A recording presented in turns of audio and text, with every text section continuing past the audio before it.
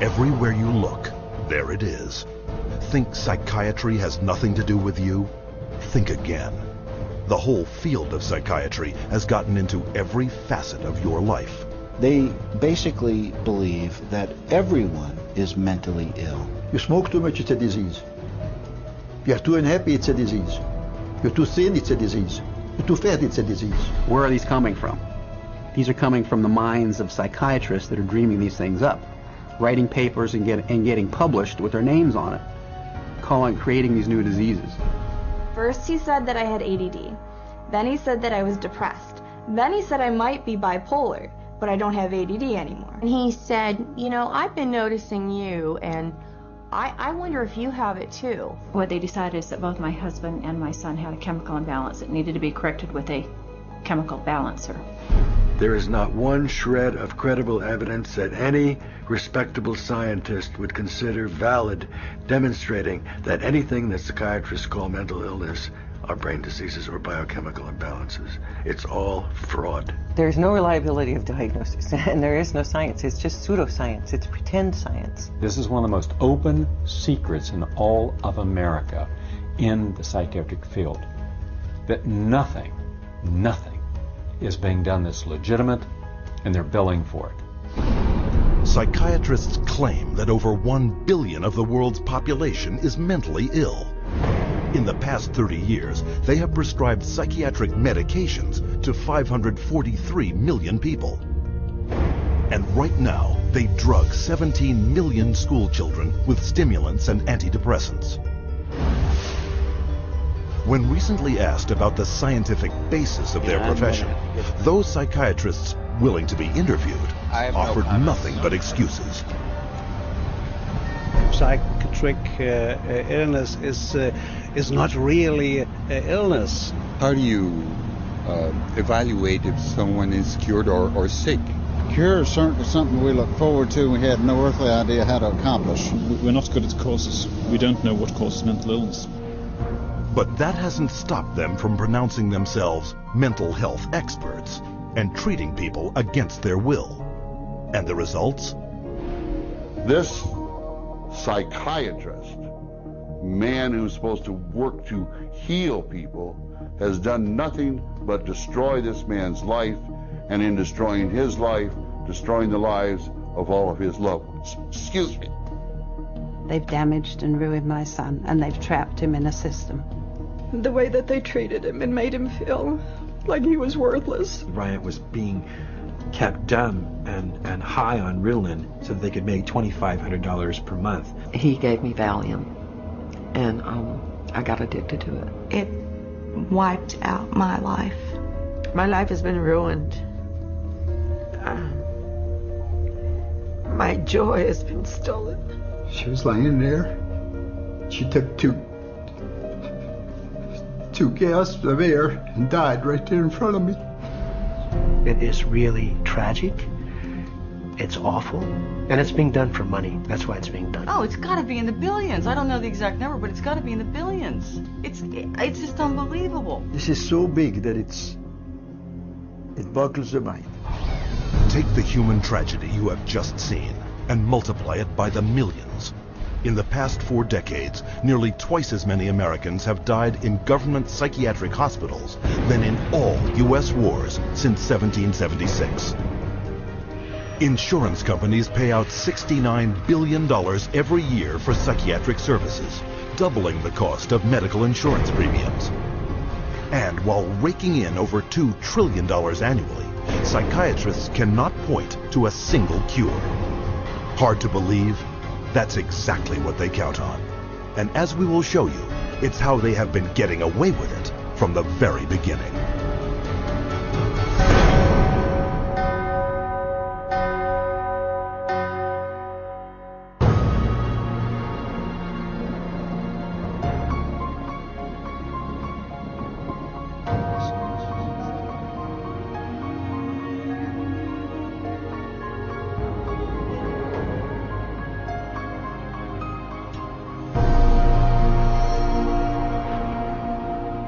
The roots of psychiatry have to do with control, power, and alienation from certain groups of people who are uncomfortable to be around.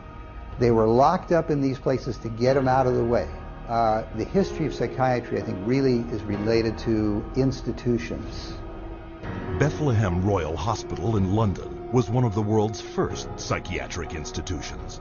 Commonly referred to as Bedlam, the hospital was little more than a warehouse for those deemed mad. Inmates were confined to cages, closets, and animal stalls, chained to walls and flogged, while the asylum charged admission for public viewings. In the 18th century, William Batty was the first to promote that his institutions could cure the mentally ill. Batty's madhouses made him one of the richest men in England, though his treatments were every bit as inhumane as those practiced in Bedlam, with not a single patient cured. His financial success triggered a boom in the asylum business and an opportunity for psychiatrists to cash in on this new growth industry. This was an era where, on both sides of the Atlantic, specialized institutions for the mentally ill are beginning to be built in large numbers. Those institutions date back certainly to the beginning of the 18th century, and in a few cases even earlier than that. But the explosive growth of an asylum sector, of asylumdom, as some historians have called it, is very much a 19th century phenomenon. It's that period when the state is persuaded to invest tax dollars in building these places. But while those who ran the institutions were getting rich, psychiatrists yet lacked the credibility to maximize their cash flow. In order to justify their profession, they needed to come up with these biological solutions, or they didn't have any profession.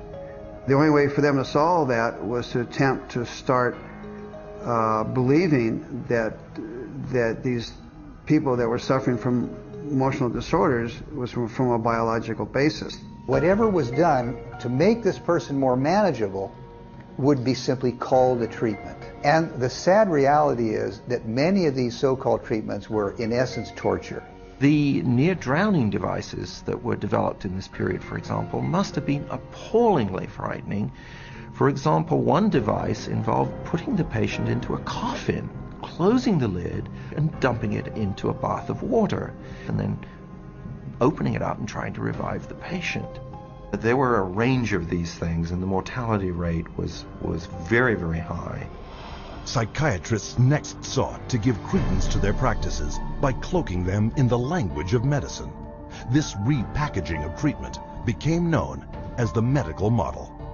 Somebody who's really hyper and manic, if you're wrapped up in a cold sheet and dunked into some water, you're going to quit acting manic because that's a punishing treatment.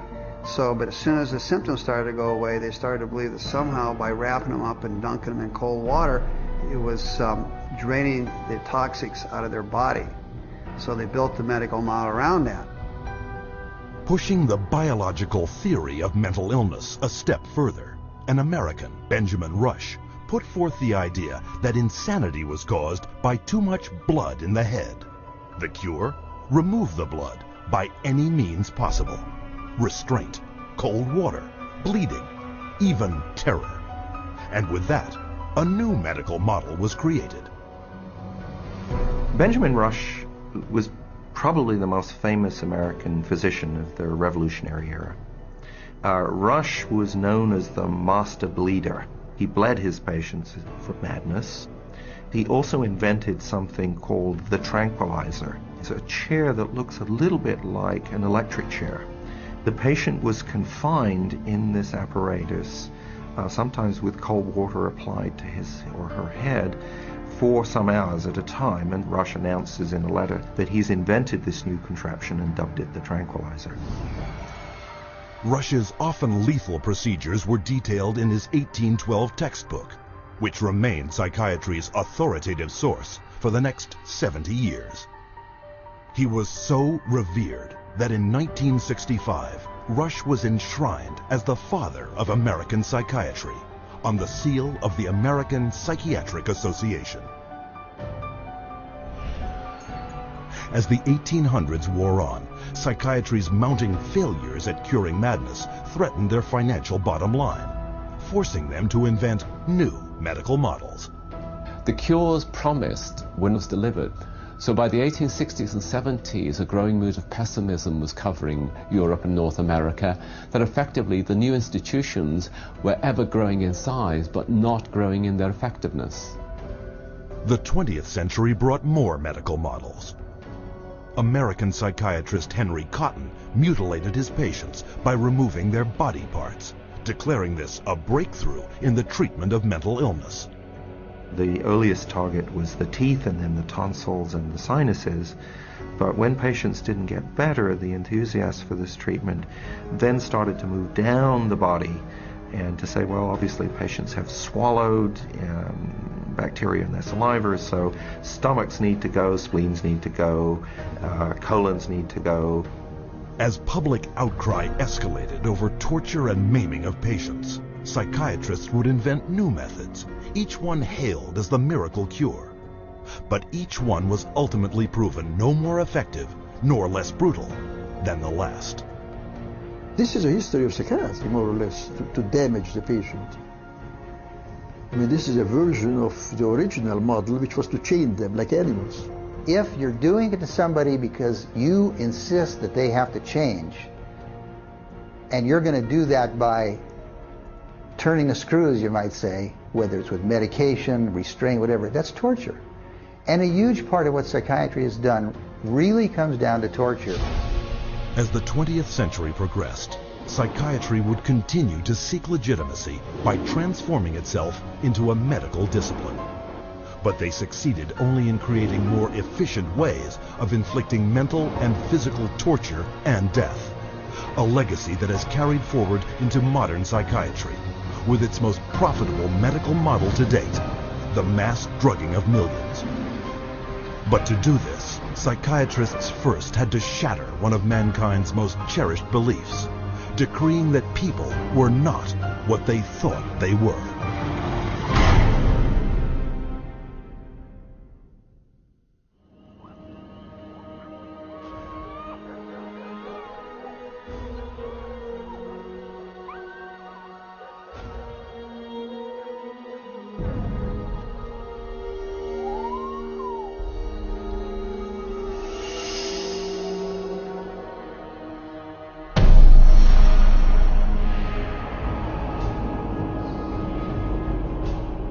Leipzig University, Germany, 1879. Professor Wilhelm Wundt experiments on the human senses.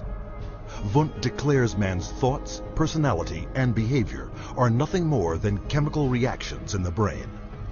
Wundt became frustrated with his inability to change behavior because he was dealing with the original, psychology. That's the psyche, that's the soul. He created a new science which was based on man being an animal without a soul, to be trained. Not to be a thinker, but to be trained. Students from around the world gathered to study Wundt's new definition of man as a soulless organism. The spirit of the age was summed up by German philosopher Friedrich Nietzsche. Gott ist tot. Gott bleibt tot. Wir haben ihn umgebracht. Following Wundt's theory, a Russian, Ivan Pavlov, conducted animal experiments seeking methods to modify behavior. Pavlov studied in Wilhelm Wundt's laboratory in Leipzig, Germany, in the late 1800s. And he experimented with dogs, with electrodes and stimulus response, denying privileges, to denying rewards. And he noticed that when you brought out some food in front of animals, dogs in particular, that they would begin to salivate. So he'd ring the bell at the same time that he brought the food out, and then eventually, instead of bringing the food out, he just rang the bell, and of course the dogs got all excited. He called that a conditioned reflex. Pavlov's first human subjects were children. He punched holes in their cheeks to collect and measure their saliva. Pavlovian conditioning became one of the major foundations of a lot of behavioral science research in the 20th century. The idea that behavior could be controlled through repetitive conditioning became known as behaviorism. The behaviorists believed that all children are animals and can be trained as animals. This was the view of of behaviorists. As a matter of fact, John Watson, the most famous of the behaviorists, says that you have to treat human beings or look at human beings the way you would look at the ox you slaughter. See, the behavior is not interested in what's up in your head or your soul, because they don't believe there is a soul. Watson's successor, Harvard psychologist B.F. Skinner, believed all behavior could be manipulated to suit whatever ends the behavioral psychologist was seeking. Skinner developed what's called operant conditioning, where he was able to demonstrate you can change animal behavior by certain schedules of reinforcement, by giving them rewards at certain times, and then you can teach pigeons to play ping pong, for example, and you can teach rats to run mazes, and you can teach human beings to seek certain economic or societal rewards. Skinner could actually shape new behavior patterns, and this actually was the sort of thing he quite soon became very famous for. Perhaps his most notorious experiment was the Skinner box. He was designing a Skinner box, which is something like a big playpen, but everything in it's controlled. The temperature's controlled, the light's controlled, and so on. And the idea is then you present children with certain stimuli that you want them to learn to react to. For nearly a year, Skinner isolated his daughter in a box similar to those he built for rats. The child was stimulated and had to respond in a certain way, like a chicken or a rat in a cage, because they firmly believe that children are animals. If you believe, though, that a child is a human being, you can't train him like a rat. Today, about $40 million a year in taxpayer money is paid out by the United States National Institute of Mental Health for behavioral psychology research. A total of $19 billion since 1948. With these funds, psychiatrists apply the same conditioning techniques developed by Pavlov, Watson, and Skinner. Case in point, a juvenile detention center where children are hooked up to 270-volt batteries and shocked in a procedure called aversion therapy. Antoine was having a number of problems because he was up at a center that was shocking him every time he did anything. There was a button on a little, almost like a TV remote, that would be used and pushed. They will get an additional shock for trying to remove the electrode. So they're expected to sit there and let this electricity pass through their skin without trying to remove it. If they yell in anticipation of the shock, they will shock the student an additional time for yell. The cost to send a student to Judge Rottenberg from New York is about $214,000 per student. These students are tortured. They're given this electric shock therapy for no other reason but to inflict pain. Other techniques include administering electric shock to treat sexual deviance, sending powerful magnetic impulses through the skull to interrupt brain activity, and shooting high voltage through surgically implanted electrodes, all to stifle problem behavior, and costing up to $100,000 per patient. And while this science without a soul led to behavior modification techniques that continue to generate billions in research and treatment, it also laid the groundwork for another psychiatric movement that would cause the deaths of millions.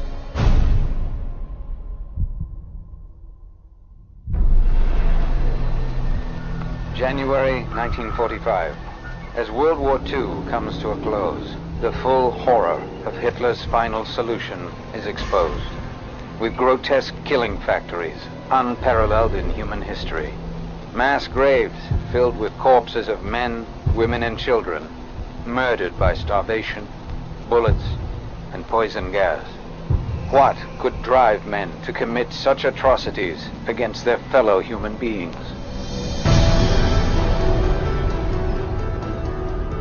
The answer is the pseudoscience called eugenics, created and promoted by psychiatrists decades before the Nazis came to power. The eugenics movement got started in 1883 with Francis Galton, and he felt that human beings should take evolution in their own hands, and that the most talented individuals, the most healthy individuals, the most attractive individuals should have more offspring. There was great concern that people that they considered had poor genes were reproducing faster than the people they considered had good genes. They felt that a medical solution might be the proper one. This is what led to the sterilization movement. It resulted in sterilization of mentally ill people, sterilization of retarded people, sterilization of people we don't like politically and sociologically. So the problem is not with genetics. The problem is a pretend phony genetics used to justify inhumane social policies. Though never proven as anything but theory, by the early part of the 20th century, eugenics had spread to almost 30 countries, from England to Brazil, Mexico, Sweden, Russia, and most notably, the United States, where forced sterilization was widely practiced. Eugenics movement in Germany was somewhat different than the eugenics movement in the United States in that there were many more physicians and psychiatrists. Alfred Ploetz was one of the pioneers in the German eugenics movement and how to control the population of those whom he considered inferior. In 1905, along with his brother-in-law, Ernst Rudin, he established the first organization for racial hygiene. Alle Nationen haben sich mit einer außergewöhnlich großen Menge an minderwertigen, schwachen, kranken und Verkrüppelten abzugeben. Durch kluge Gesetze über Sterilisation würden wir auch in der Lage sein, den vernünftigsten Weg der Zeugung herbeizuführen. Hitler was particularly impressed by American eugenicist Madison Grant. Grant's book, The Passing of the Great Race, was proclaimed by Hitler as his personal Bible. In his book Mein Kampf, Hitler further hailed eugenics as the science that would rebuild the German nation. Körperlich oder geistig gesund ist, dem ist es nicht erlaubt, seine Krankheit an seine Kinder weiterzugeben. Das Recht auf persönliche Freiheit wird durch seine Pflicht, die Rasse zu beschützen, eingeschränkt. The German eugenicists welcomed the Nazi advent to power because the Nazi program could fund the very programs that they had in mind. The Nazis gave them political support, financial support, and conversely, the psychiatrists gave the Nazis a medical justification for their genocidal policies. Something like 40% of German psychiatrists had joined the SS by 1933. They weren't forced into the SS, they just joined it naturally, because the beliefs were very, very similar. Rudin and his work led directly to the decision to move from sterilization to murder. Their plan was simple. First, convince the public that feeble-minded undesirables wanted to escape the burden of their existence, but could not say it, and that killing them was an act of mercy. Then extend the definition of inferior to include Jehovah's Witnesses, Jews, gypsies, homosexuals, all unworthy of life. Psychiatrists produced propaganda movies known as the Nazi killing films, shown in all 5,300 theaters throughout Germany. Geisteskrankheit ist als ein Erbübel eine der größten Gefahren für die Volksgesundheit. Irrtum ist, dass sich solche Kranken glücklich fühlen und am Leben hängen. Sie haben überhaupt kein Daseinsbewusstsein. Wer von ihr befallen wird, dem ist die schwerste Last des Schicksals auferlegt. Ein Dasein ohne Leben. It first started with passive violence, which is starvation. It then intensified to lethal injections, and finally it developed into systematic gassing and cremation. Their headquarters were established in Berlin under the infamous code name T4. T4 program was named after Tiergarten 4, which essentially resulted over a period of time in the murder of about 70,000 people who were deemed mentally retarded, emotionally distraught, or physically handicapped by the Germans. They were called life unworthy of living. The killing, piloted in psychiatric institutions across Germany, then moved into the concentration camps, with top German psychiatrists as the executioners. Paul Nietzsche the T4 director declared, Das Aussortieren in den Konzentrationslagern lief etwa genauso ab wie in den Nervenheilanstalten. Und mit selbigen Erfassungsbögen. 6 million Jews died in concentration camps and as a result of Nazi extermination policies. Rudin congratulated Hitler for making his, that is Rudin's, 30-year dream come true. After the Nazi surrender, an international court of justice was held to put psychiatry on trial for its war crimes. But American psychiatrists, fearing a permanent blow to the future of psychiatry, stepped in by shifting the blame onto a handful of German psychiatrists. There were some doctors who were prosecuted, but very few. Ernst Rudin returned to Switzerland at the end of the war. He did not serve any prison time. One of the strangest things of all about the legacy of Nazi science is that some of the nastiest psychiatric eugenicists at the end of the war went back to work either in Germany or sometimes in the United States. What began with a psychiatric plan to eliminate undesirable humanity had now spread throughout the civilized world and was responsible for the murder of 11 million people. Never brought to justice, psychiatrists, as you will see, continued to advance eugenics around the world. And today we see the results. In racism, human misery, and unending social conflict.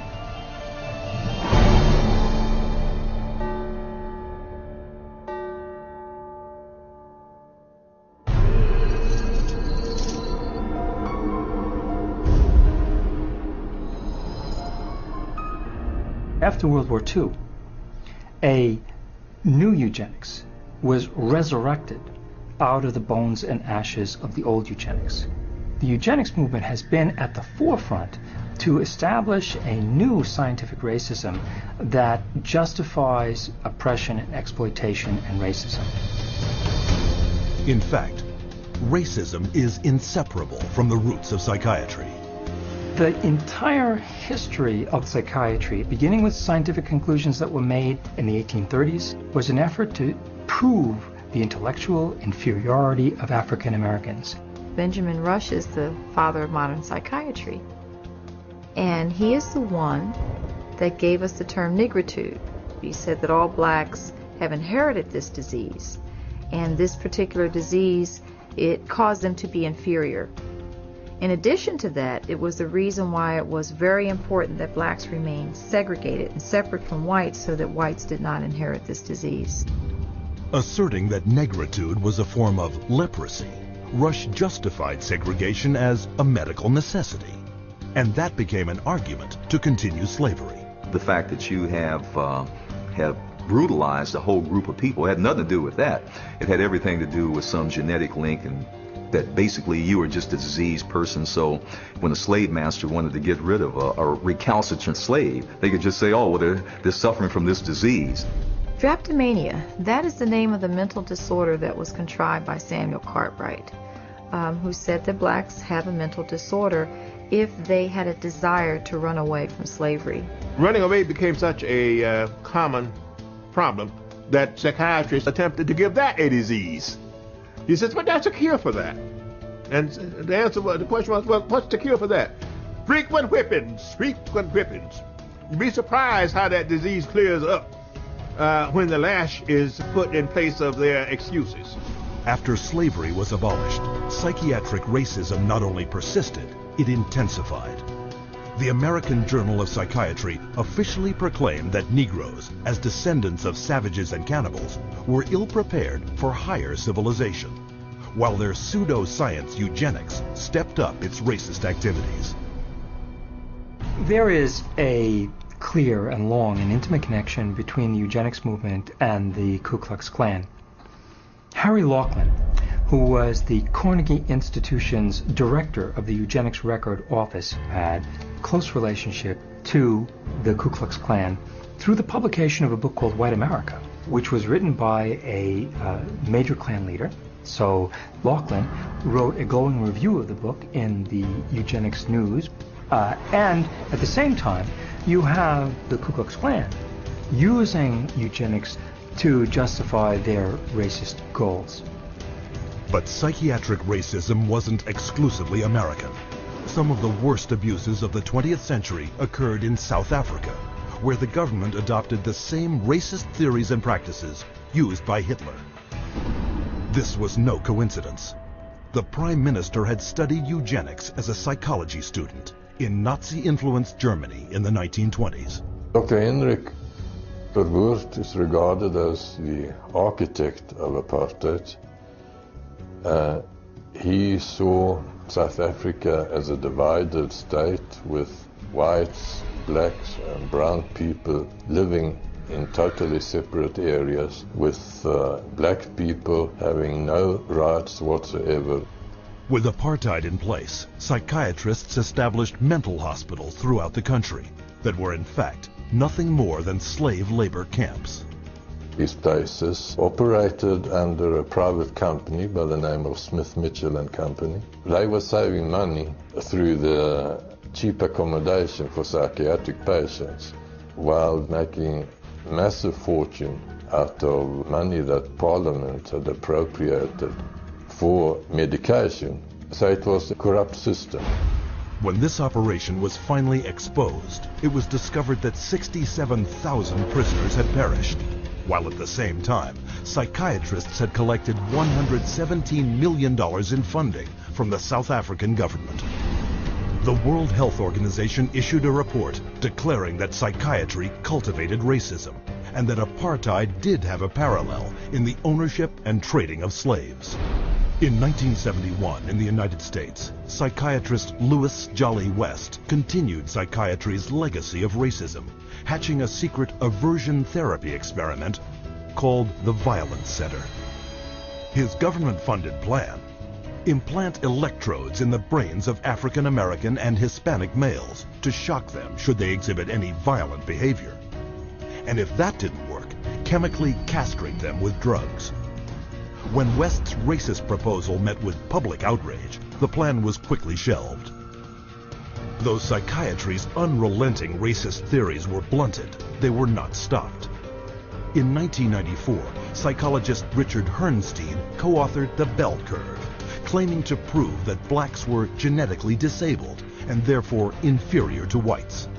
The Bell Curve really argues a very old eugenics idea. It argues that people are born with different kinds of intellectual abilities, that these are inborn pretty much at birth. It goes back to the notion that somehow black people are genetically and biologically inferior to white people as a way to justify what was really its programs of social racism and social sexism. And you see that kind of thinking going on in public school testing and IQ testing and educational testing and tracking. And this new tool fit into that old mold. It was a new tool that could prove the intellectual inferiority of African Americans. The psychiatric profession has done great damage, certainly in the past, and far too many in the present too, to subvert democracy and perpetuate racial stereotypes, even more, deep racism in society. We have to battle against this continual misinformation, disinformation, pseudoscience. It can be repackaged in whatever form or format it is. But if it is based solely upon the color of one's skin and then is the merit of that human being, I just reject it. And so today, the flame of hatred continues to burn, fueled by pseudo-scientific lies. This is the heritage of psychiatry, as a justification for racism and as a pretext for political repression.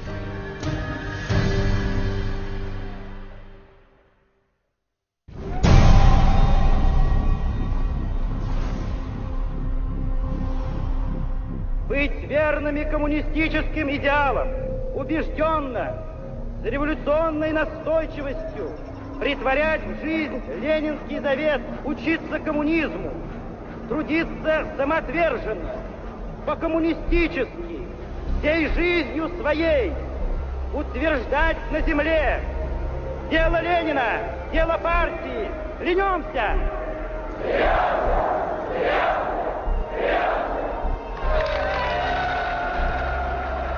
The Soviet regime demanded absolute loyalty. Those who did not toe the party line were considered dissidents and labeled enemies of the state. With no more than a whisper to the secret police, they would vanish into one of these special psychiatric hospitals. Despite the risks, these so-called dissidents put their ideas of freedom into action. Я вел жизнь тайную, конспиративную. Никто не знал, что я это делаю. У меня была маленькая подпольная типография, и я стал делать листовки. While others considered themselves loyal Soviet citizens. Я, например, считал, и то уверенно считал, что я один из лучших советских людей. Когда уже даже меня арестовали и написали особо опасный государственный призыв, я рассмеялся. Я при нем, при этом же самом нынешнем генерале, рассмеялся. Он меня вызывает психиатра на утро. According to Soviet psychiatrists, they all suffered from inflexibility of convictions, a symptom of a new disorder, sluggish schizophrenia. Вот когда добьешься, тогда я заявлю. Так до конца пей. Перепей, я буду с ним. Ребята, не заставьте его. Давай пей, брат.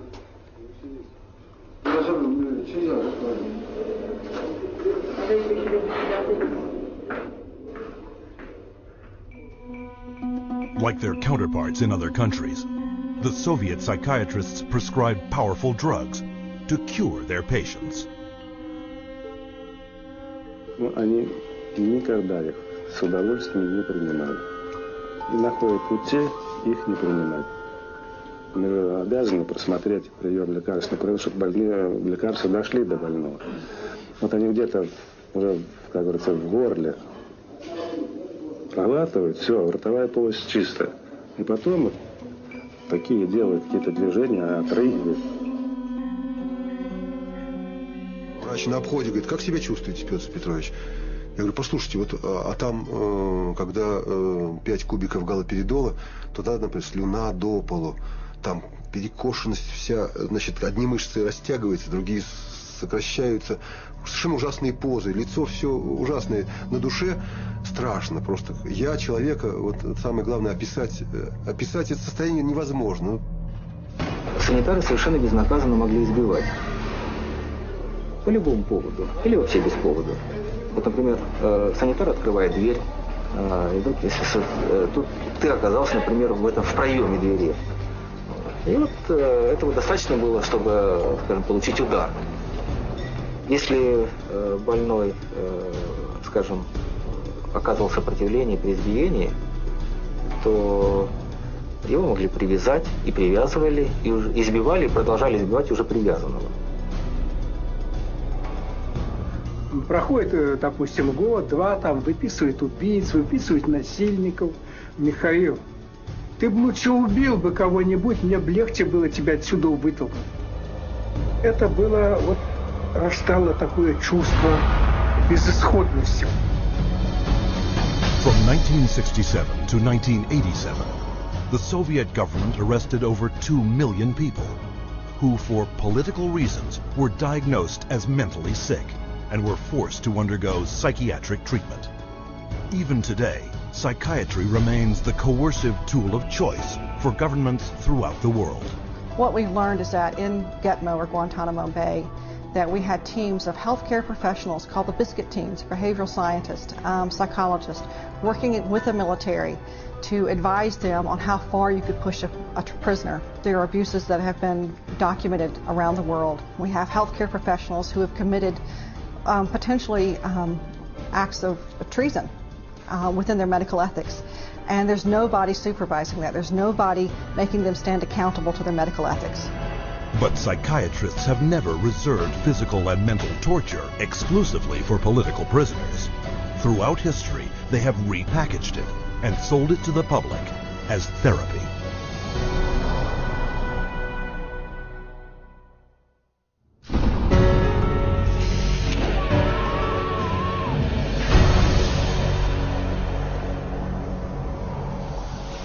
Beginning in the 1920s, psychiatrists embraced a new group of procedures that claimed to work by creating intentional damage to the brain. Manfred Sockel had this notion that he could kill just the bad brain cells, that somehow we have good brain cells, we have bad brain cells. So if you give people enough insulin, you kill those bad brain cells, and if the person survived this epilepsy, they would be better off for it. Despite convulsions that caused severe spinal cord injuries in 40% of the patients, Sockel pointed to their childlike state and declared his treatment a success. Hospitals built insulin wards, and coma therapy became big business. Not to be outdone, Ladislaus von Meduna of Hungary believed he could drive out mental illness by inducing brain-damaging seizures with a drug called metrazole. He noticed his epileptics had no mental health problems, and his mental health patients, his psychiatric patients, seemed to have no epilepsy, and so he thought doing one would obviate the other. The theory was that epilepsy and schizophrenia couldn't coexist in the same brain, and that if epilepsy was induced, that a seizure was caused, it would, quote, drive out the schizophrenia. There's no scientific basis for this whatsoever. Metrazole was fast and lucrative. In a morning, a single psychiatrist could chemically shock 50 patients into a docile and manageable state. By 1939, metrazole was so popular with psychiatrists and staff, it was used in 70% of American hospitals and in almost every other country in the world. The financial success of insulin and metrazole sparked the development of an even more profitable method of inducing brain-damaging convulsions. How is electric shock therapy done? We use these electrodes.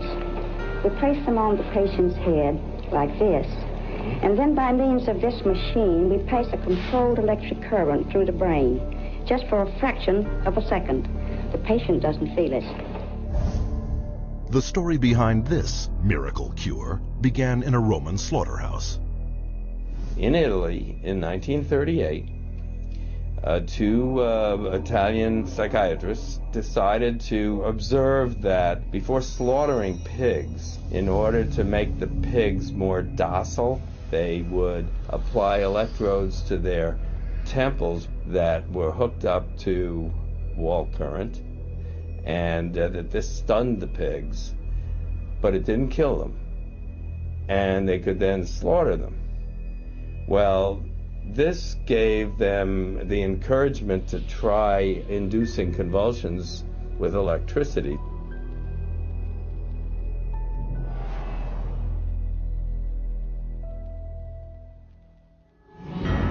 We would see teeth falling out, broken spines, bones knocked out of joint, broken bones, and people even getting internal organ damage from being restrained while they were having these uncontrolled writhing seizures, convulsions.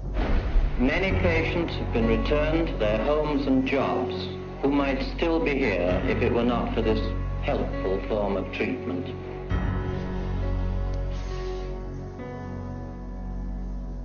Having successfully sold brain damage as a cure, psychiatrists searched for even more precise ways of targeting the brain. This was jump-started in 1848 when an explosion blew a steel rod straight through the head of Vermont railway worker Phineas Gage. While Gage survived, his personality was dramatically altered.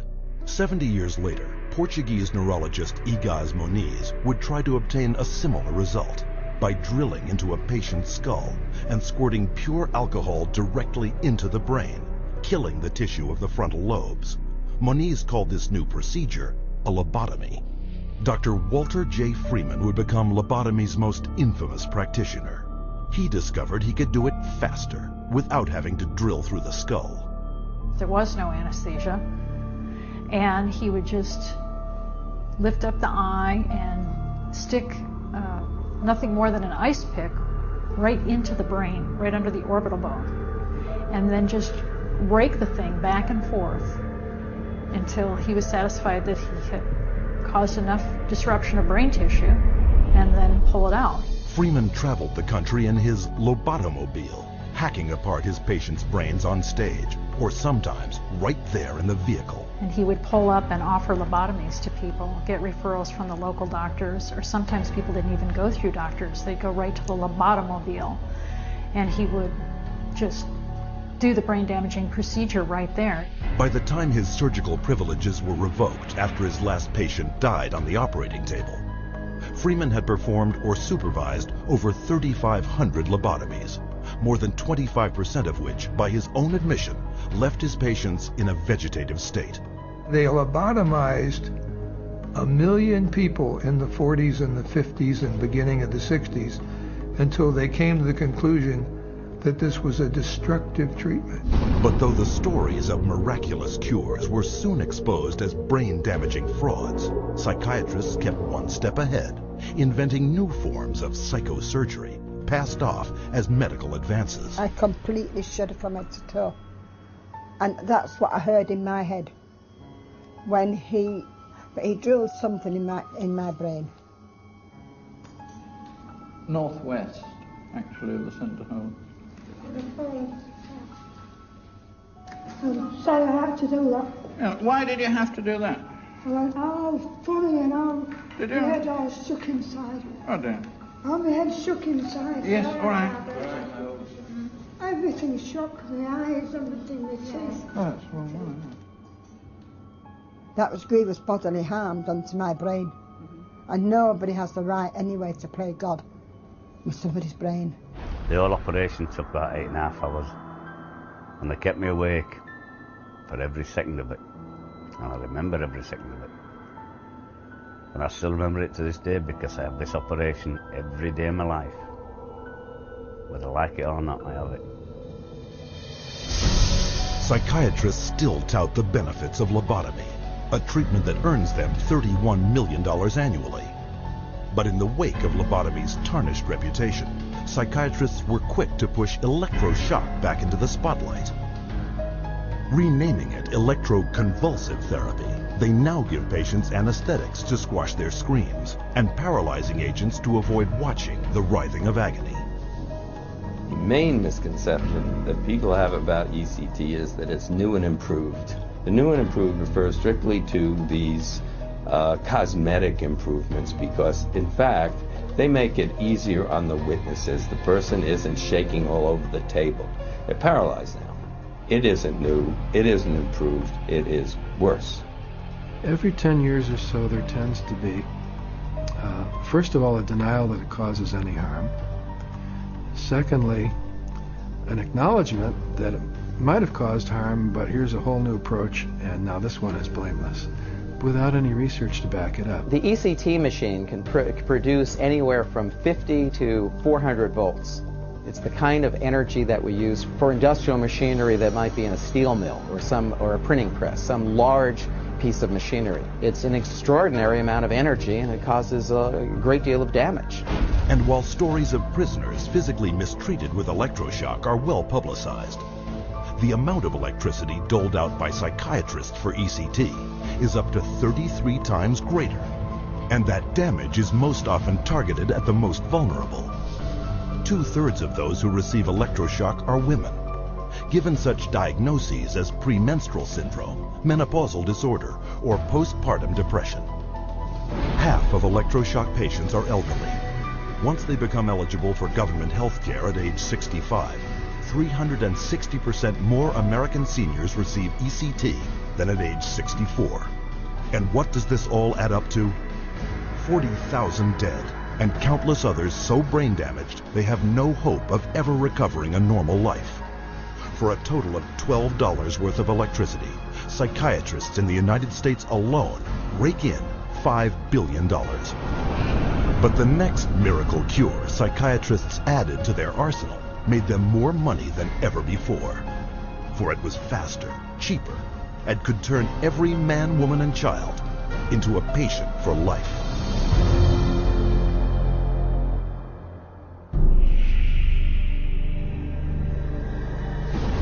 By the early 1950s, psychiatrists discovered their next miracle cure. A chemical originally designed to kill parasites in pigs Their new discovery hindered brain function in much the same way as shoving an ice pick into the eye socket. It was an old treatment in a new disguise.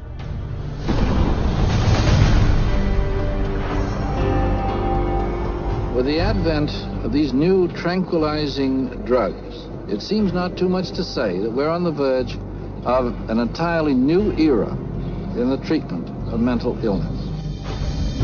Dubbing it a chemical lobotomy, Canadian psychiatrist Heinz Lehmann described Thorazine as a simple, easy-to-take pill with the same effects as psychosurgery, but without the mess. Thorazine provided psychiatry with the entry into mainstream medicine. It had its magic bullet. If I'm a psychiatrist and I have to spend an hour talking to someone in psychotherapy, there's only so much I can charge for that hour. But if I can come in, give you a pill, and send you back out in 15 minutes or 10 minutes, that's a much more efficient use of my time monetarily.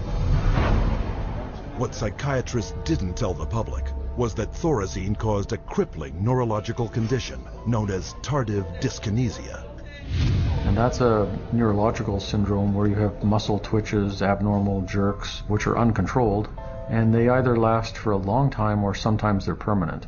So that's very clear, very well recognized long-term or permanent brain damage from these medications.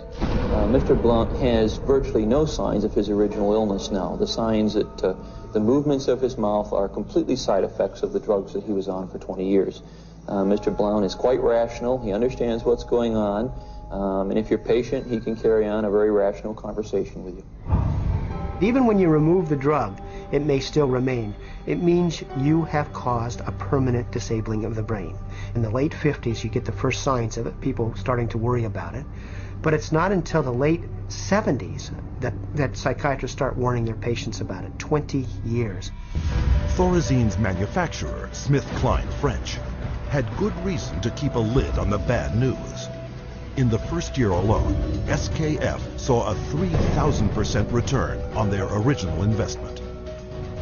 With the public and the press kept in the dark about the severe and disabling side effects, prominent doctors and psychiatrists met in Puerto Rico to lay the groundwork for the expansion of psychiatric drugs far into the future. Psychiatrist Dr. Nathan Klein wrote this in the conference's final report. The present breadth of drug use may be almost trivial when we compare it to the possible number of chemical substances that will be available for the control of selective aspects of man's life in the year 2000. Dr. Klein spearheaded a movement flooding new psychiatric wonder drugs onto the global marketplace, backed by a massive publicity machine, spending hundreds of millions of dollars. Psychiatry was now an industry of drug pushers. By 1970, the American Psychiatric Association was so dependent on drug company money that 30% of its annual budget came from pharmaceutical advertisements in its official journals. So we had money flowing to trade organizations, we had money flowing to the doctors, and to their journals. Well, we all know that that is going to influence how they think. The majority of National Institute of Mental Health and National Institute of Health scientists are getting more money from drug companies on the side than their tax-based salary. With so much money to be made, all psychiatrists needed was a scientific theory to justify it. Their solution? An official report declaring that all mental problems derive from a so-called chemical imbalance in the brain, requiring drugs to correct. This chemical imbalance is one of the greatest fallacies ever foisted upon patients and the public. There is no chemical test to show an imbalance related to any psychiatric disease, whether it's depression, anxiety, what have you. The chemical imbalance is for the benefit of the psychiatrist. It has to be there so that psychiatrists can treat it. But fraudulent chemical imbalance theories could not hide the mounting evidence of common and terrifying side effects, such as akathisia. Akathisia is like an extreme inner nervous agitation. People describe it as wanting to crawl out of their own skins. And this happens with great frequency. And it is absolutely, totally well understood to be associated with suicide and violence and homicide. After years of these reported side effects and cases upon cases of violence, self-mutilation, and death, in 1991, health experts, legislators, and the public finally forced the FDA to order an investigation. I know with absolute certainty that if Charles had any idea of the side effects of Prozac, he would never have taken it. I had two sons, David Lee, age 8, Billy 16, a wife 20 years, all gone. I'll tell you why. After being on Prozac for 21 days, my wife shot and killed both of these two boys right here. She turned the gun to herself and shot herself twice. I took the 9mm automatic, sat down on the bed, and put the gun to my head. And I blew a 4-inch hole out the back of my arm instead of my head. Thank God I was a lousy shot. Had someone looked further into Prozac, steps could have been taken to avoid it. What was supposed to be an unbiased hearing was a panel of psychiatrists, the vast majority with personal financial ties to pharmaceutical companies. They basically couldn't find an expert, a doctor, a psychiatrist, at a leading medical school who basically in some way or another didn't have a consulting agreement, hadn't taken money from the pharmaceutical companies. I do not find from the evidence today that there is credible evidence to support a conclusion that antidepressant drugs cause the emergence and or the intensification of suicidality and or other violent behaviors. 500 deaths, 33 murder cases, and over 20,000 adverse side effects. Would you like to tell me why this drug is still on the market? Is there an alliance, an unholy alliance between psychiatric community, the pharmaceutical industry, and the FDA? And the answer is yes. This unholy alliance became all too apparent in 1997, when pharmaceutical companies persuaded the FDA to allow them to advertise directly to the public, with psychiatrists providing medical endorsement. And in just 3 years, sales of psychiatric drugs skyrocketed, almost 2.5 times. When the numbers of violence and suicide victims shot through the roof, public outrage finally forced the FDA to issue warning labels on antidepressants. But by then, 13 years had passed. Billions of dollars had been made, and psychiatrists were marketing their next wonder drugs.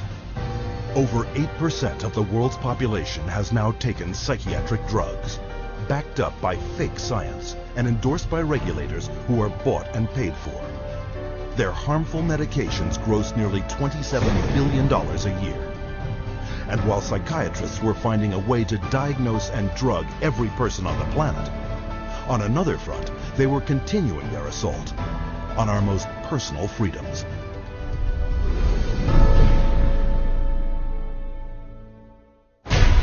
Psychiatrists demand the absolute right to determine what is best for the so-called mentally ill.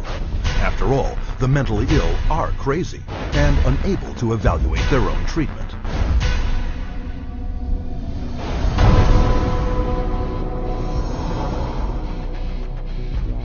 To enforce their authority over others and keep their institutions filled at profitable levels, psychiatrists use a method called involuntary commitment.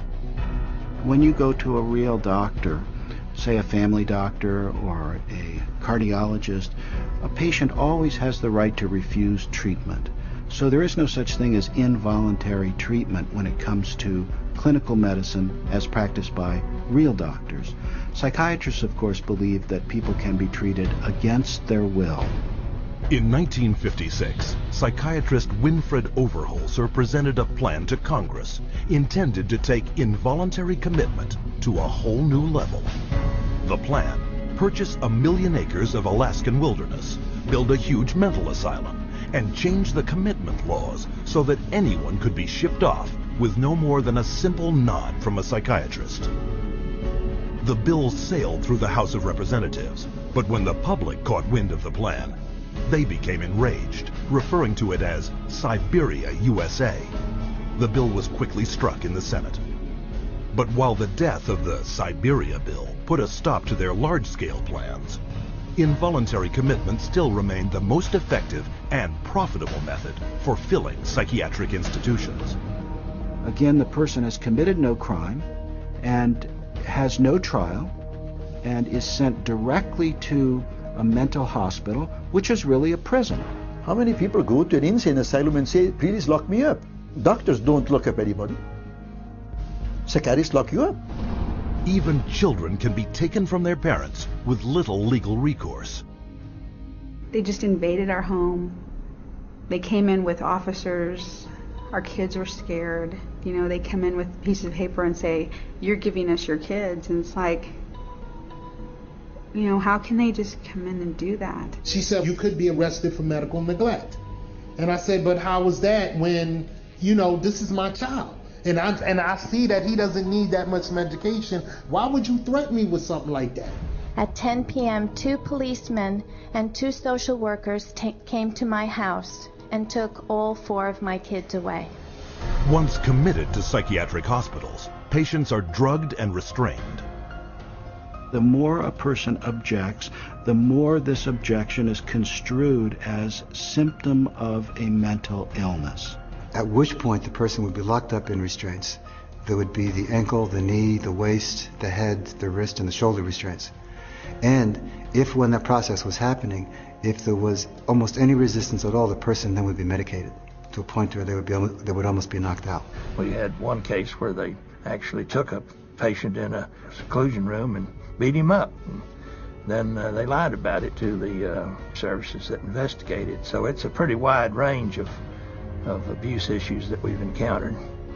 Psychiatric staff provoke their patients into violence so they can bill insurance companies up to $1,600 a day for each restrained patient. A patient would resist diagnosis, resist treatment, and also want to leave treatment while they were at the hospital. And invariably, every time, that person's situation would be exacerbated until they were put in constraints and medicated, at which point there would be documented reasons to keep that person in treatment. The burden of such claims is passed directly to the public in the form of soaring healthcare premiums. As for their victims, the experience is traumatic and even lethal. 16-year-old Rochelle Claiborne died in Laurel Ridge's care last August. The state report shows during the restraint, quote, Rochelle stated several times she could not breathe. In almost all respects, the staff behaved appropriately, followed the standards. By taking advantage of weak or vague restraint laws, psychiatrists and their staff are almost never held criminally liable for assault, battery, and murder. He begged me to take him home, take him out of there, that they were treating him wrongly, and he didn't want to stay there. And I got a call that there had been an accident, that they held him down until he couldn't breathe anymore.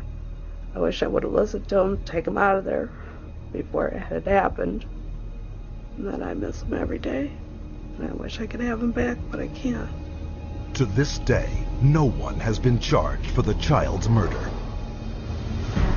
The elderly are a prime target for psychiatric abuse, with treatment of senior citizens in mental institutions costing private and government insurance over $29 billion a year. Unwarranted commitment has occurred that wouldn't have occurred if the people hadn't had insurance.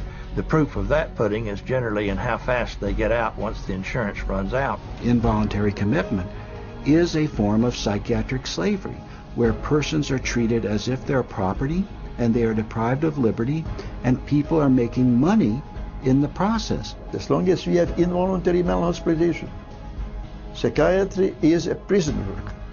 It's a crime against humanity. It is not medicine. Every minute of every day, someone is involuntarily committed to a psychiatric institution. And if you think this is something that can't happen to you or someone you know, think again.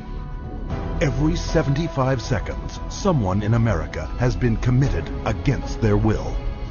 And with over $1 trillion allocated to U.S. hospitals since 1965, psychiatrists have carved out for themselves a lucrative commercial enterprise, hidden behind a dubious interpretation of the law. But all too often, psychiatrists commit crimes too blatant to be ignored.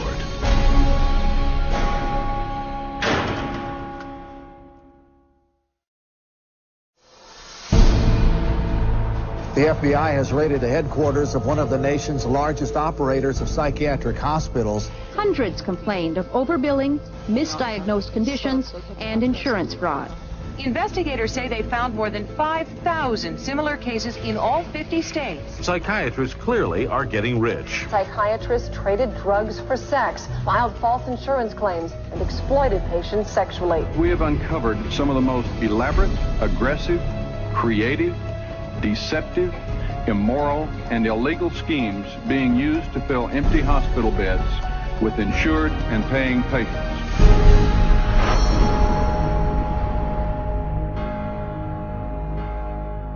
Every psychiatrist takes an oath to follow an ethical code of conduct, to put the care of their patients above all else. But of all medical disciplines, psychiatry has the worst record of fraud and abuse. Psychiatry is almost a license to print money. If a doctor were clever enough, and many of them are, there's no reason that they couldn't make at least $500,000 a year fraudulently and get away with it in psychiatry.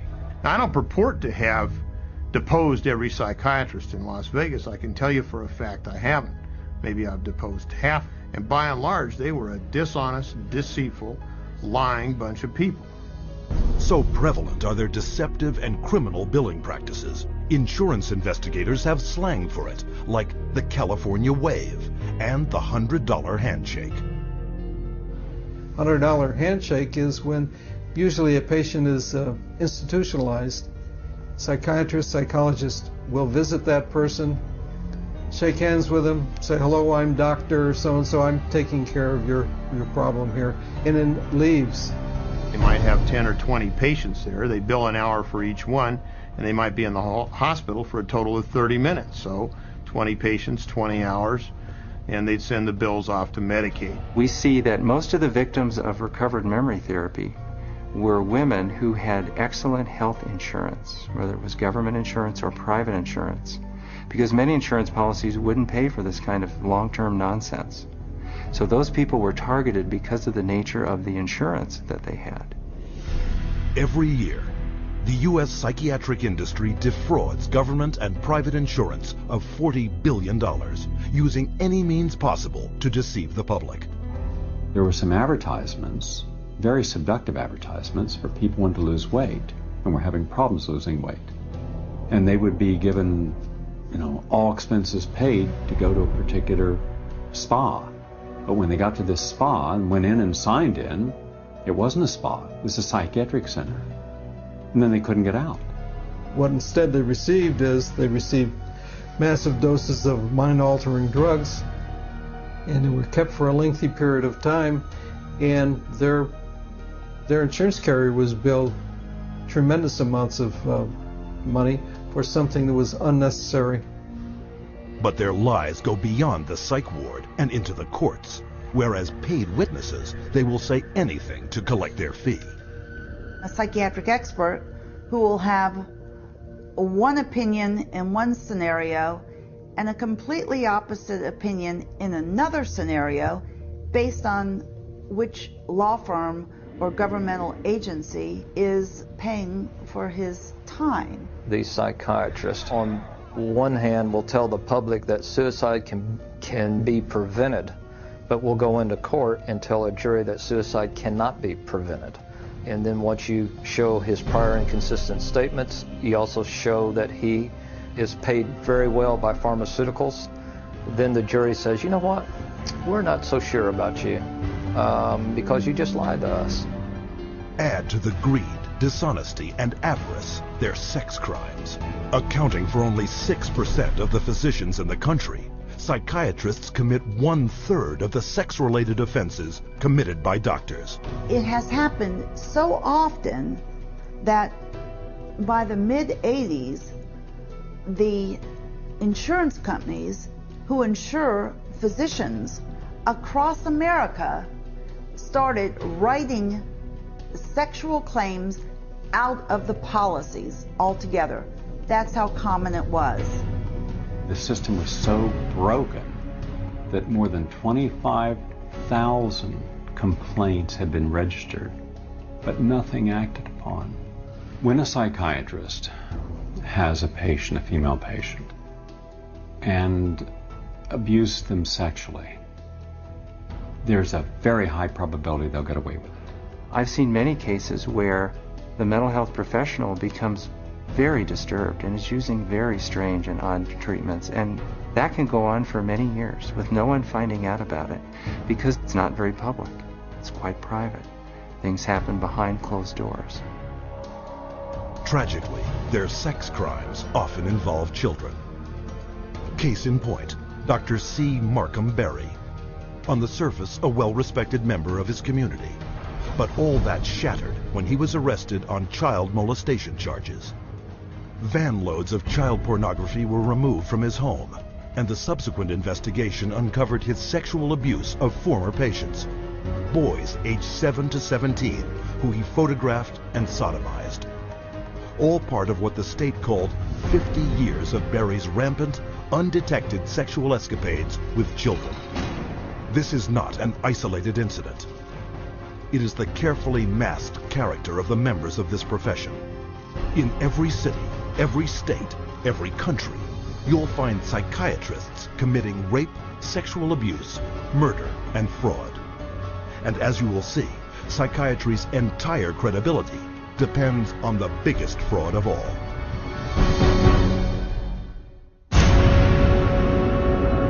I was diagnosed with a chemical imbalance, manic depression. They diagnosed me with having ADD. He told me I had conduct disorder, ADHD, mild depression, major depression, manic depressive, borderline personality disorder, compulsive disorder, anxiety, depression, and schizophrenia, ADHD, sleep disorder, identity problem disorder.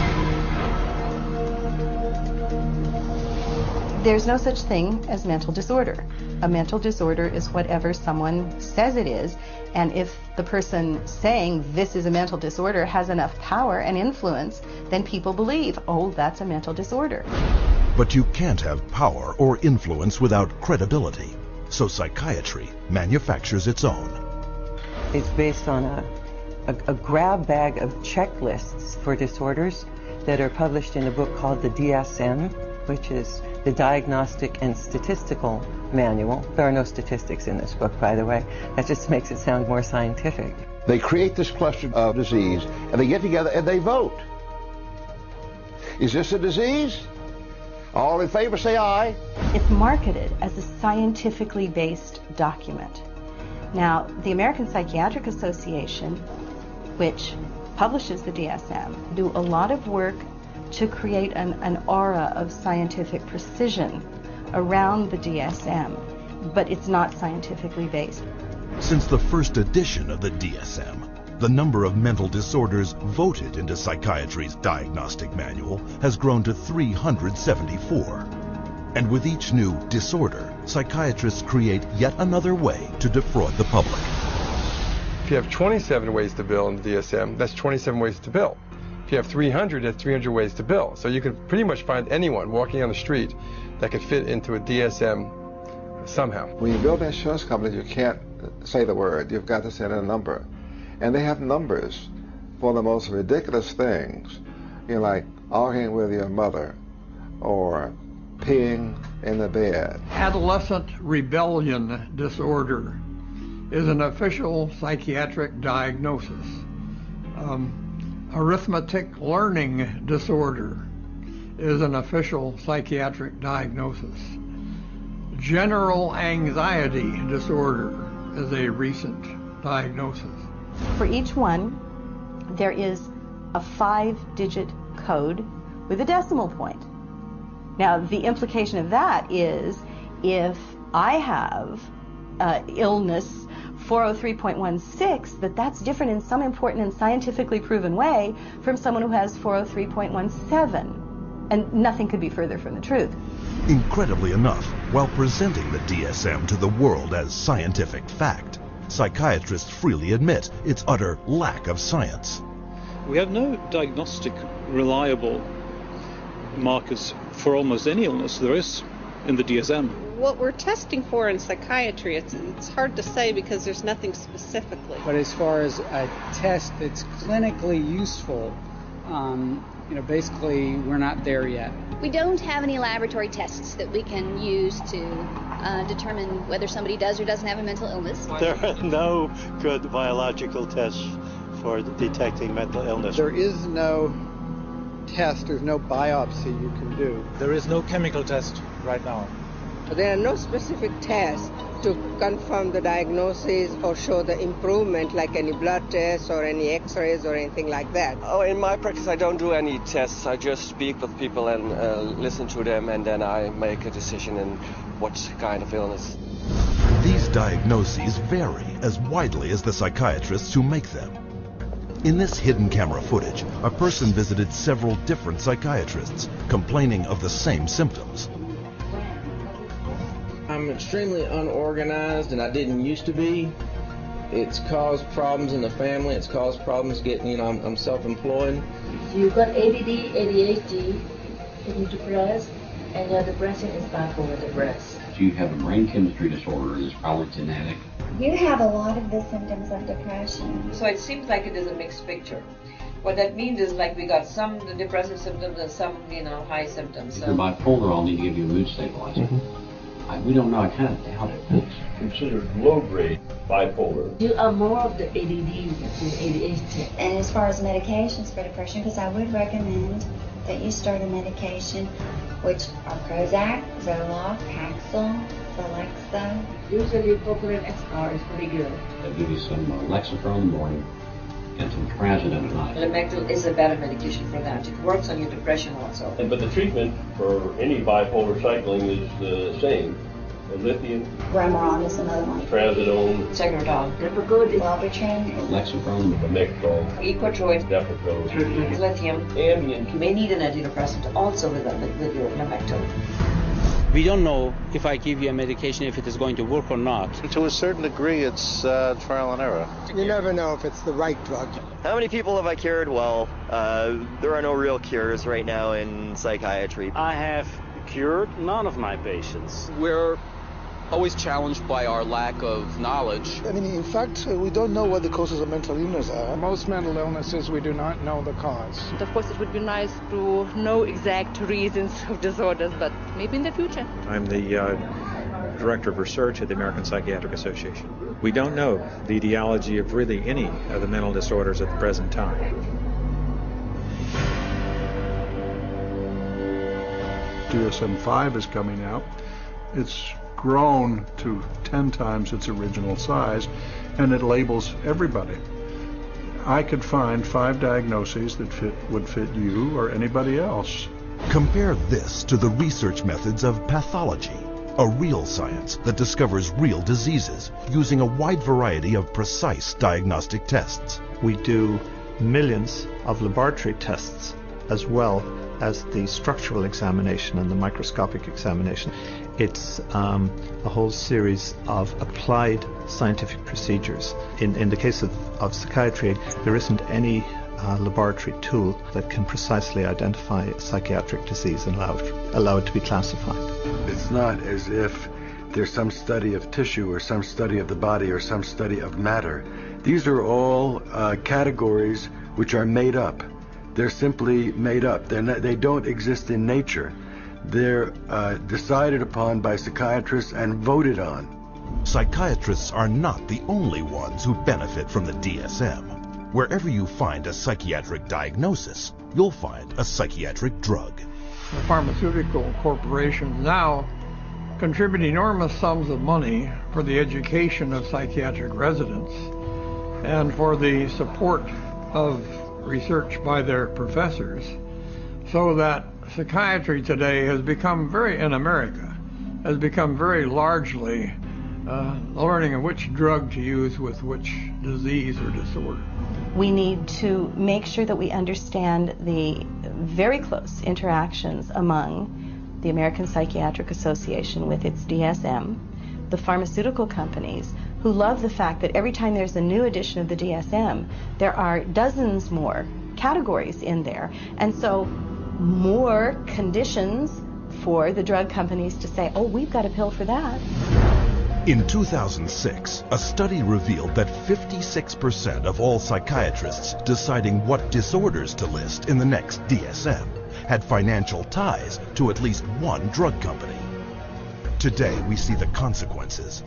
A barrage of drugs, each one targeted at an invented disorder that is backed by an arbitrary diagnosis found in the DSM. The fact that it is couched in the language of science without necessarily having any of the scientific data or underpinnings to justify it is as threatening as anything we've seen today. And psychiatry's latest and most expensive ploy to fool the public by imitating legitimate medicine? Brain scans. We can scan all the brains we want to. The fact that we see changes in different people's brains, changes in functioning, doesn't mean that we've discovered anything that has its origin in the brain. It just means that we're seeing changes, but it doesn't mean that there's something wrong with the brain. Psychiatrists and psychologists use the DSM to label 450 million people worldwide as mentally ill, a total equal to the populations of France, Italy, Germany, Canada, Australia, the United Kingdom, and Russia combined. While sales of the psychiatric drugs they push have topped $27 billion annually, funding from world governments for these patients gross psychiatry $440 billion a year. And much of this money comes from the diagnosis and drugging of our most trusting and vulnerable.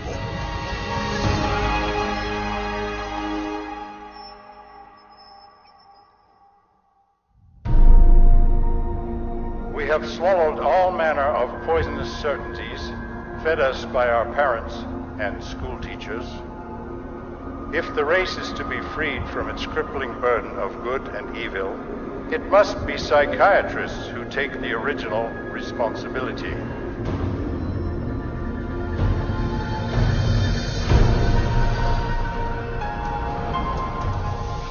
Brock Chisholm's declaration typified the psychiatric onslaught aimed directly at our school system.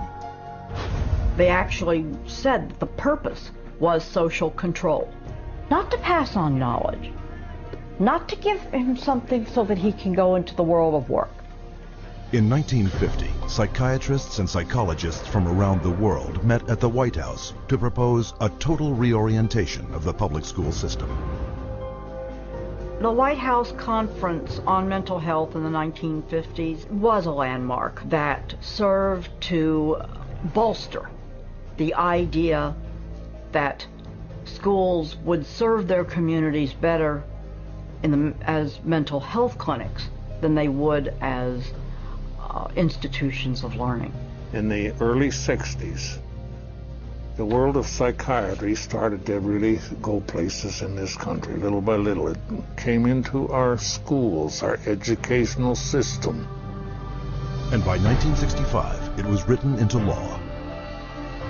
Psychiatrists were given the green light for the wholesale labeling and drugging of school children. A child is labeled ADD or ADHD the minute he can't sit still for a 10-15 minute period of time, or he talks constantly or ignores the teacher completely. That will get him and earn him an ADD or ADHD label. The labeling of attention deficit hyperactivity disorder, ADHD, went into full swing in 1987. Within 1 year, 500,000 American children would be diagnosed as ADHD. By 1994, that number had soared to 4.4 million. In response to widespread public alarm at this apparent epidemic of mental disease, the U.S. government-funded National Institutes of Health assembled a panel of prominent doctors and psychiatrists to explain to parents and educators exactly what ADHD was. I would like any member of the panel to describe a typical ADHD in terms of symptomatology. Mark, would you like to? Since you see them in your practice. I think the panel has been frank in you know, the difficulties here are immense in terms of these. I mean, it is hard. It's very hard to know how to answer this question. They cannot, you know, even when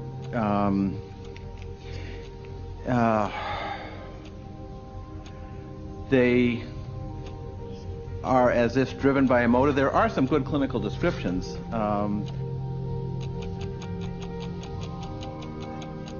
And I think, you know, I think the part of the problem is the profession keeps changing the diagnosis.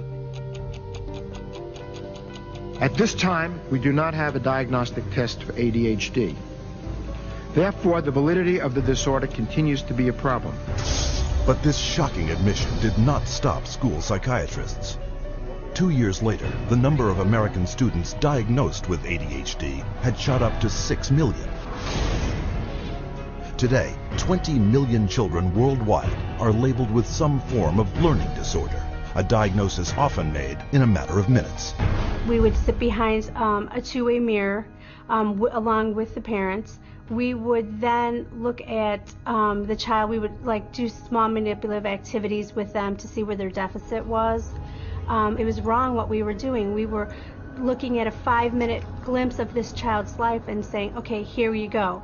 Here's a little pill, take it, you'll be fine. Those little pills like Ritalin, Adderall, and Concerta are classified by the U.S. Drug Enforcement Administration as highly addictive substances, right along with cocaine, heroin, and methamphetamine. When I was on the Ritalin, it made me just feel like totally different, like I wasn't even who I was. I was, flipping out, was twitching, going crazy. I felt like I was out of it all the time, like I wasn't there, I wasn't human. You're just a zombie, pretty much. You do what you can just to get by and just don't do anything extra. My mother never teased me, but she thought I really had ADHD and I was wrong, and I had something wrong with me. So I thought she'd feel bad and feel sorry for me if I died, but then again, I thought that she would miss me a lot, and I also love her a little more than I wanted to kill myself. And so I stopped when I realized that. The abundance of prescription medications created a new income source for kids, selling their meds to their schoolmates. It's called kitty cocaine. They take the Ritalin and they just repackage it and they sell it on campus to the kids because it's like speed. I figured if I was gonna do drugs, I might as well make it worth it. And I ended up doing street drugs, and then I ended up getting into it really bad. We're looking at marijuana and other things as being gateway drugs, and actually the so-called medications are a greater gateway drug. The Ritalin drugs are backfiring big time, because if the child is already disruptive and he takes cocaine, he's going to be a lot more disruptive after he's taken it. It is not going to calm him down. Boom, she got on the drugs and her personality changed, her behaviors changed, they became erratic and dark and violent, and it was just a nightmare. He kept having adverse reactions, becoming very, very angry. He could not control his behavior, he couldn't control his temper. He was on 5 different psych meds, Prozac and lithium, and he was 7 years old. And he was unable to function. He would have rages and then crying and all kinds of just violent rages, grabbing knives and all of this. The list includes 15-year-old Kip Kinkle withdrawing from Prozac when he shot 22 classmates, killing 2 after murdering his mother and stepfather at his home in Springfield, Oregon. 18-year-old Jason Hoffman on Effexor and Celexa when he opened fire at his California high school, wounding 5. 15-year-old Sean Cooper on a mix of antidepressants when he shot students in Idaho. And 17-year-old Eric Harris on Luvox when he and partner Dylan Klebold killed 12 classmates and a teacher in the bloodiest school massacre yet, Columbine. And all of this overshadows the very reason children came to school in the first place, to get an education. Since 1970, the United States has fallen from 9th to 28th place in worldwide academic standing. While during that same period, the number of American school children labeled with learning disorders has skyrocketed, and the sales of ADHD drugs have multiplied 32 times. Children don't ask for psychiatric drugs. Children don't ask to be diagnosed. They don't want to be called crazy. So you ask the classic Roman question, legal question, cui bono, who benefits? The people who make the diagnosis.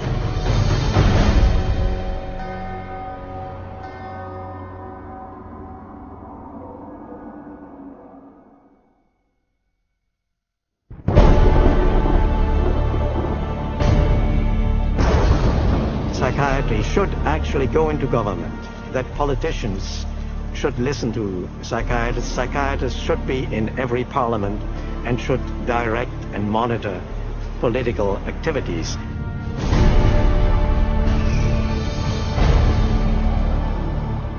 Psychiatry, in little more than a century, has infiltrated society on a global scale, and not by accident. People aren't aware that in 1940, a prominent British psychiatrist, Colonel J.R. Rees, addressed the National Council on Mental Hygiene and set the agenda for psychiatry for the next 60 years. Since then, psychiatrists have been given authority in nearly every sector of our society, with tragic results. We must aim to make it permeate every educational activity in our national life. Public life, politics, and industry should all of them be within our sphere of influence. We have made a useful attack upon a number of professions. The two easiest of them, naturally, are the teaching profession and the church. The most difficult are law and medicine. Rees's colleague, psychiatrist G. Brock Chisholm, co-founder of the World Federation for Mental Health, later expanded upon psychiatry's plans. To achieve world government, it is necessary to remove from the minds of men their individualism, loyalty to family traditions, national patriotism, and religious dogmas. To implement their master plan, American psychiatrists convinced the U.S. Congress that mental illness was a national threat that only they, with vast increases in funding, could solve. And thus began massive U.S. government expenditures for psychiatric research, which have climbed from $1 million a year in 1946 to $1.4 billion today, an increase of more than 139,000%. As psychiatric influence spread across America, it also spread throughout the world. Behind crisis after world crisis, you'll find the handiwork of psychiatry. Example, Serbian psychiatrist Jovan Raskovic, who demanded the ethnic cleansing of Croats and Muslims because of his firm belief in their racial inferiority. The result, Bosnia in the 1990s, where Raskovic's colleague, psychiatrist Radovan Karadzic, and Prime Minister Slobodan Milosevic established Balkan concentration camps, where the mass torture, rape, and murder of the innocent happened once more. One military psychiatrist explained how it was done. C'est très difficile tuer millions de personnes. C'est très difficile, techniquement difficile. Les Allemands étaient bons techniciens et ils ne pouvaient pas, ils pouvaient seulement 6 millions de Juifs exterminés. Ils massacrent, par exemple, 100 ou 200 de personnes, ou violent 100 femmes et 100 jeunes filles, pour que les autres sont effrayés et échappent. Alors vous avez le terrain pur. With century-old Pavlovian conditioning, coupled with modern-day mind control techniques, psychiatrists and psychologists can turn average men, and even children, into mass murderers. You could train them to use firearms indiscriminately. You could train them to shoot people with very little feeling or thought. You could train them to use abusive and brutalizing procedures in order to obtain information with no hesitancy, with no concern. This is how terrorists are created. In the wake of 9/11, Osama bin Laden was characterized as the mastermind behind the attacks. But the acknowledged brain trust and commander of Al-Qaeda is Ayman al-Zawahiri, educated in psychology and pharmacology at the University of Cairo, and the author of the Al-Qaeda training manual on the use of coercive psychiatry. And orchestrating the terrorist bombings in Madrid, Abu Hafiza, another Al-Qaeda operative, relying on those same techniques to manipulate the minds of men. You can implant memories. Memories are potent sources of motivated behavior.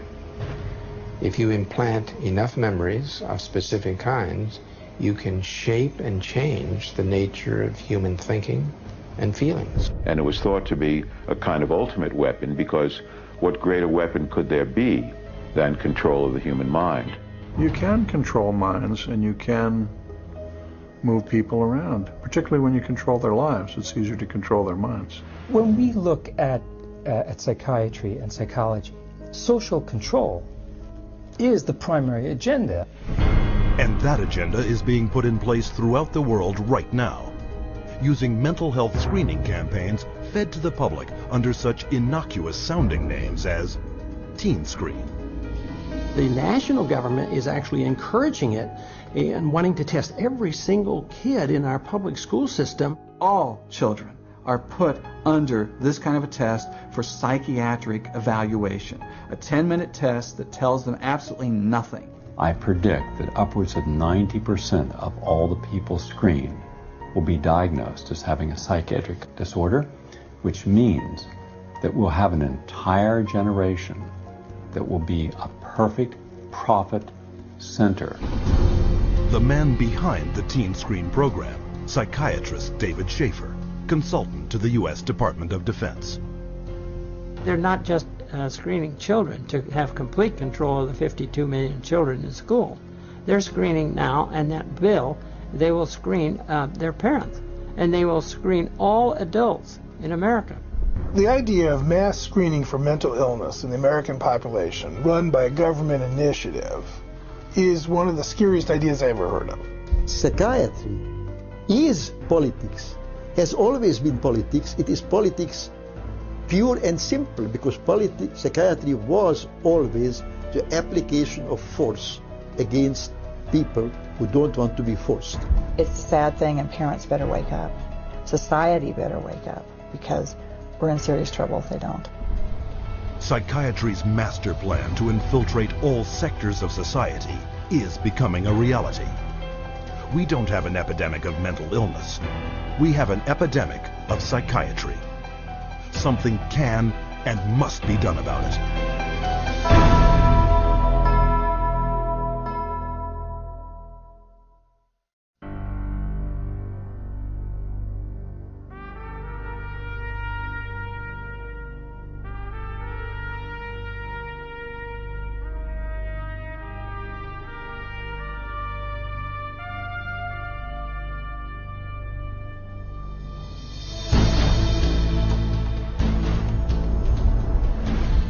Founded in 1969 by the Church of Scientology, the Citizens Commission on Human Rights investigates and exposes psychiatric violations of human rights. From its international headquarters in Los Angeles, California, CCHR documents psychiatry's invasive and destructive practices and publishes its findings, making them available in some 15 languages. More than 8 million copies have been distributed to healthcare professionals, government officials, educators, and business leaders world over. The headquarters is also the site of the world-renowned exhibit, Psychiatry, an Industry of Death. Centered around 14 documentary films, this state-of-the-art exhibition presents the history of psychiatry, from its origins, where the mentally ill were caged like animals, to the present-day mass drugging of society as the cure for invented mental disorders. Traveling versions of the exhibit visit hundreds of cities across 5 continents, opening the way for hundreds of thousands to discover for themselves the dark truth behind psychiatry. What is today a global human rights movement began more than 30 years ago with the fight for the freedom of one individual, Victor Giori, forcibly committed to a Pennsylvania psychiatric hospital. He was interviewed by a psychiatrist who said, "I can't understand a word this man is saying. He's incoherent. Obviously a paranoid schizophrenic. Commit him," which they did. Now, he wasn't babbling incoherently, he was speaking Hungarian. We filed a lawsuit against the hospital. In the middle of the case, the doctor, who was the head of the hospital, stands up and he says, "We want nothing more to do with Victor Giori." The release of Victor Giori was the first of thousands of cases throughout the world, helped by CCHR. CCHR challenged involuntary commitment laws throughout the United States and internationally, and what we found was that people were being incarcerated without any legal rights. They had no right to an attorney. They could be drugged, shocked, lobotomized without their consent. Example, Australia, 1977, where CCHR exposed a psychiatric practice called deep sleep treatment. Patients were being knocked unconscious with a cocktail of barbiturates and other psychiatric drugs, and they were being subjected to electroshock treatment daily, sometimes twice daily, without their knowledge. Deep sleep treatment had led to 48 deaths. It was CCHR that investigated it, exposed it, and fought for over a decade until deep sleep treatment was banned. In South Africa, CCHR exposed psychiatric camps where mental patients were kept and brutalized and then farmed out as slave labor. In Italy, CCHR worked with legislators and the media, conducting raids on psychiatric hospitals, the conditions of which were barbaric, and CCHR got them shut down. In Japan, CCHR exposed the financial crimes of psychiatrists and hospitals that were defrauding the government and taxpayers. The guilty were tried, and the hospitals put out of business. And in the United States, CCHR uncovered a billion-dollar fraud in the nation's largest chain of private mental health facilities. 600 federal agents conducted raids across 20 states. Dozens of prosecutions ensued, millions in fines imposed, and the entire chain of corrupt hospitals was bankrupted and permanently closed. And behind every public warning you see today about psychiatric drugs is CCHR. CCHR has documented the side effects of these drugs, has taken evidence to the FDA, has gone to Congress, has obtained congressional hearings. It took 13 years before the FDA finally admitted that those drugs can cause suicide and issued black box warnings. We got 9 state laws passed.